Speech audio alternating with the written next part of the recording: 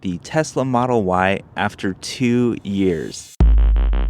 So this is my 2021 Tesla Model Y long range, and I've had this since December of 2021. I bought this car used and it had about 18,000 miles on it already. I've ran it all the way up to about 60,000 miles, and there are some definite pros and cons. And let's start out with design and build quality. In my opinion, it's one of the most interesting looking and sleekest and most minimalistic cars out there. And what's cool about the design is because it's fully electric, there's a lot of physical parts that don't need to be there, like a transmission.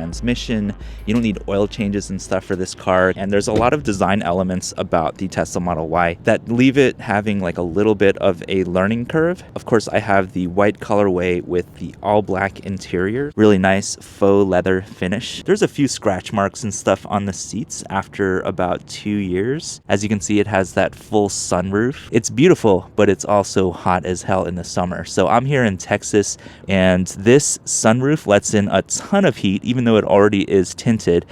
And I actually tinted the windows, the side windows, as well as the front windshield with a ceramic tint.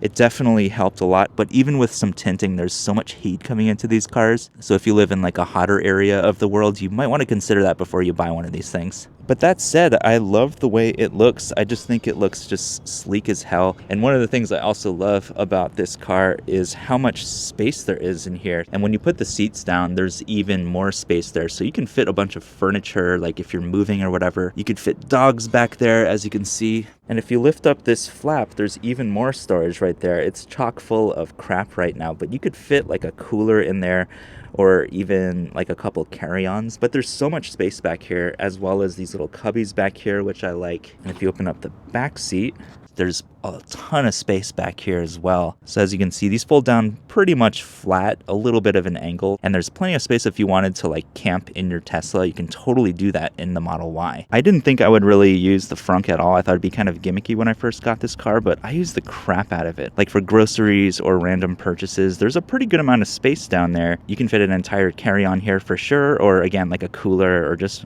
miscellaneous crap. I love how minimal the interior of this car is as well. Like there's really nothing going on here except for this giant touch screen, which I'll talk about in a little bit.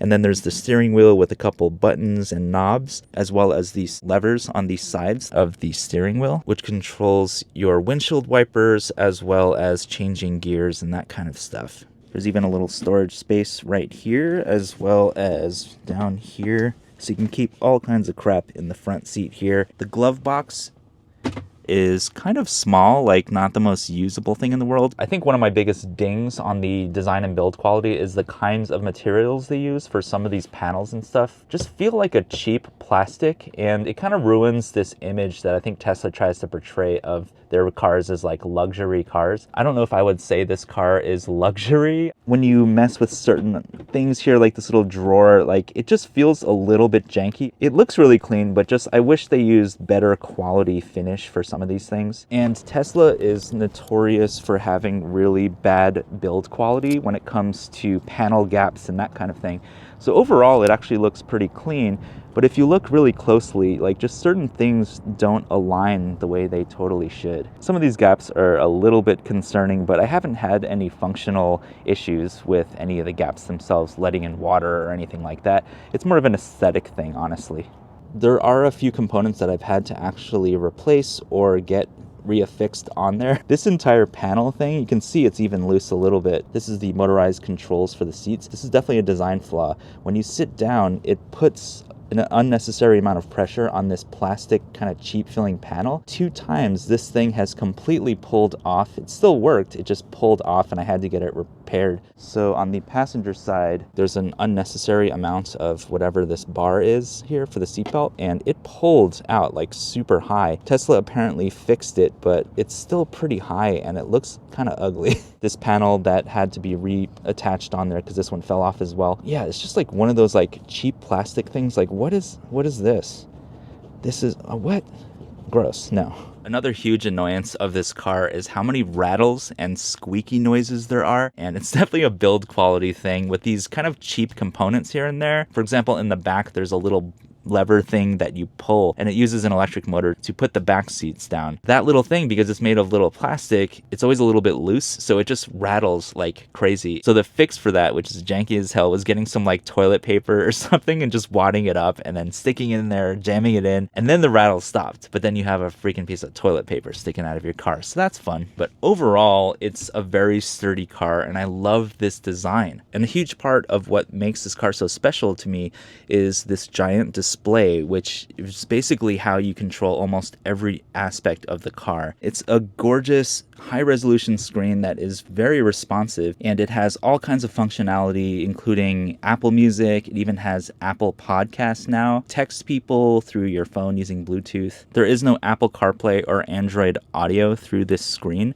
So basically, your entire car is controlled using Tesla's UI. The menu system is extremely intuitive with different sub-menus down here. One of my favorite things about this software is it gets over-the-air updates, which add a ton of new features that are actually very useful, and it keeps the car feeling new and fresh and like it's this evolving creature versus a stagnant car that kind of stays the same, and that adds to the overall fun of using this car. What's also really cool is the companion app from Tesla. It's really functional and the only car app that I've used that actually is awesome. You can do so much stuff in here remotely, like you can lock it, you can unlock it. There's security features as well as charge stats if you want to see how much you're spending on charging and also saving at the gas pump. You can also request service right through the app, which is how I have fixed that really janky stuff that I was talking about earlier. You can also adjust the climate controls, which is super clutch, especially in the summer when you're walking towards the car in the parking lot. You don't want to walk into a freaking blazing inferno inside your car. The UI for the temperature control in particular is really interesting. Like you can actually control the direction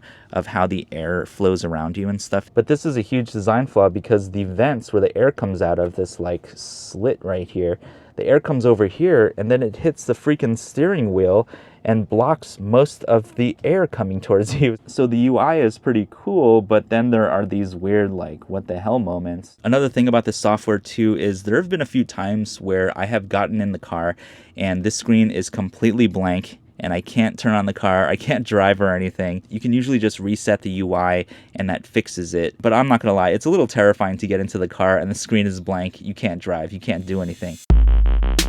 Let's talk about the most fun aspect of this car. The speed, the performance, the handling.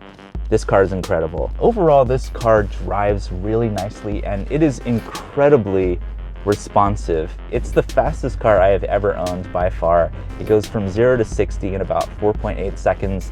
That's what it's rated at, and honestly, I feel like it's even faster than that. And what's really unique about this car too is, of course, it's fully electric and it uses a single drivetrain to both accelerate and decelerate, aka one pedal driving. So in other words, you're accelerating and decelerating using the same pedal. It's kind of this brilliant system of super high performance when you're accelerating, but then when you're decelerating, you actually charge the battery and then you don't have to use the brake pedal. There is a brake pedal, however, of course, but you really almost don't even have to use it except for emergencies when you have to brake really quickly. For the most part, I never use the brake pedal almost at all. There's also two driving modes. There's chill and then there's normal or regular. I use the chill mode, and even using the chill acceleration mode, it's still fast as hell. And I swear, like, I'm gonna pump it a little bit. Oh, it actually almost knocked over my camera. Every single time I accelerate in this car, it is fun as hell. Even after 2 years, it's still fun. It's still kind of like a dream car feeling. You feel like you're in a freaking spaceship between the minimalistic interior and how this car performs. It's just freaking nice, y'all. One of my biggest gripes with the performance and kind of the feel of the drive of the Tesla Model Y though, is it's pretty freaking bumpy. You feel every little thing on the road, every little nook and cranny, you feel all of that stuff. It's definitely a little jarring, and some people may like that. Like some people like that kind of sporty ride or whatever, where you feel the road and that kind of thing.